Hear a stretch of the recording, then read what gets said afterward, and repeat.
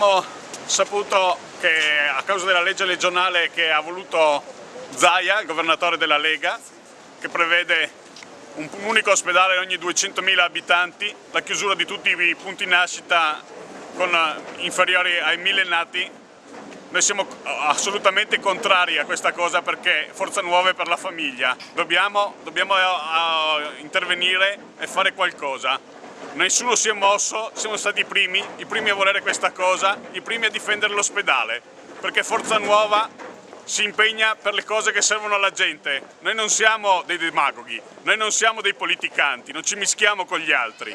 Noi vogliamo difendere le cose che veramente servono ai cittadini. L'ospedale è di Portogruaro e rimane ai portogruaresi, l'ospedale di San Donà è dei sandonatesi e rimane ai sandonatesi, vogliamo che rimangano 2 ospedali. Su questo Forza Nuova non intende tirarsi indietro. Oggi questo presidio è qui a ribadire il nostro volere di difendere l'ospedale. Prego. Grazie. Bravo. Bravo Angelo.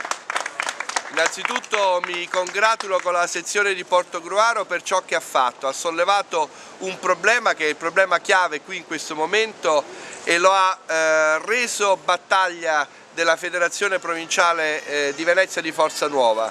Beh, questo è importante perché se nessuno protesta gli ospedali chiudono, è una vecchia storia.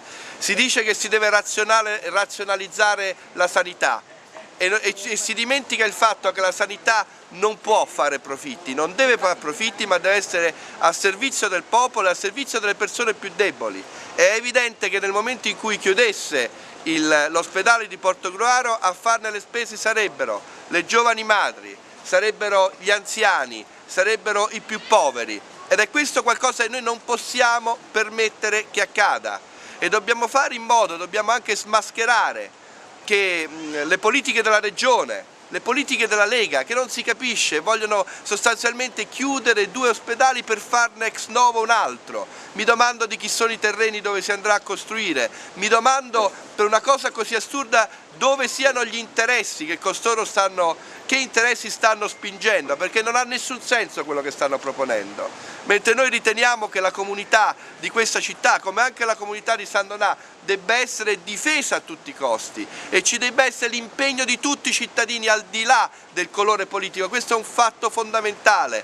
Quando i governanti vedono che il popolo si solleva, che il popolo è contrario e che nessuno guarda alla bandiera sostanzialmente di chi si espone in questa battaglia, ecco che si spaventano e soprassiedono alle loro politiche assolutamente idiote. Quindi è importante che Forza Nuova si sia mossa in questa primissima fase. È importante che sia stata anche copiata, se vogliamo, da altri partiti istituzionali. Ben venga che anche la Lega cambi idea, ben venga che il governatore cambi idea, ben venga il fatto che il Partito Democratico ha preso questa posizione. Questo è quello che noi dobbiamo volere, perché l'obiettivo è quello di non chiudere l'ospedale, di difendere la propria gente e di iniziare una battaglia sul territorio che sia a difesa della gente più umile, degli italiani, delle famiglie e del futuro di questo comune. Grazie segretario. Forza Nuova, orgoglio nazionale! Forza Nuova, orgoglio nazionale! Forza Nuova, orgoglio nazionale! Guardi, finché le regioni, o meglio finché lo Stato continuerà a spendere cifre altissime per i rifugiati, per l'immigrazione, per questa cosiddetta emergenza immigrazione, certo che non ci saranno i soldi per gli ospedali, ma noi vogliamo che ci sia un'inversione di rotta, che ci siano i soldi per gli ospedali, ci siano i soldi per la povera gente e non ci siano i soldi per un fenomeno che è costruito ad arte ed è fatto proprio per far lucrare, come abbiamo visto nell'inchiesta Mafia Capitale, pochi costruttori, pochi mafiosi e pochi mascalzoni. Questo è il discorso, inversione di rotta totale. Noi non ci facciamo dire dove devono andare i nostri soldi, non ce lo facciamo dire da Bruxelles, ma in questo caso non ce lo facciamo dire nemmeno dal governo regionale o da Roma. I soldi devono rimanere qui sul posto per difendere posti di lavoro, ospedali e strutture sociali. Questa è la risposta. E a proposito di lavoro, visto che è un tema molto sentito da queste parti, il portoguarese è uno dei territori nell'ambito della provincia di Venezia dove c'è il maggior numero di disoccupati. Com'è possibile invertire questa tendenza, cioè creare lavoro, creare economia in questo territorio? Ma innanzitutto non si deve chiudere l'ospedale, perché chiudendo l'ospedale si vanno a perdere altre decine, forse centinaia di posti di lavoro. Ma l'impresa, la piccola impresa va aiutata. Ma va anche detto una cosa, io sono qui per la prima volta in questa città, una splendida città, mi domando, c'è un piano per il turismo?